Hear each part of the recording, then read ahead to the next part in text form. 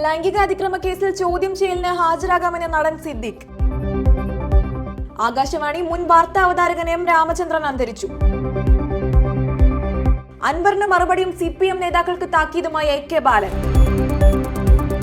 സവർക്കർക്കെതിരായ പരാമർശം, മാനനഷ്ട കേസിൽ രാഹുൽ ഗാന്ധിക്ക് പൂനെ കോടതിയുടെ സമൻസ്.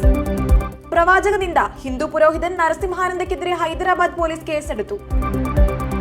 കാണാതായ പെൺകുട്ടിയുടെ മൃതദേഹം കുളത്തിൽ, നിഷ്ക്രിയത്വത്തിന്റെ പേരിൽ പോലീസ് ക്യാമ്പിന് തീയിട്ട് ഗ്രാമീണർ. സംസ്ഥാനത്ത് വരും ദിവസങ്ങളിൽ ശക്തമായ മഴ, ഇടുക്കിയിൽ ഓറഞ്ച് അലർട്ട്.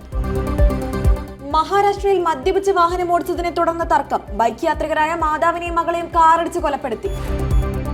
ഗതാഗത നിയമലംഘനത്തിന് രാജസ്ഥാൻ ഉപമുഖ്യമന്ത്രിയുടെ മകന് 7000 രൂപ പിഴ.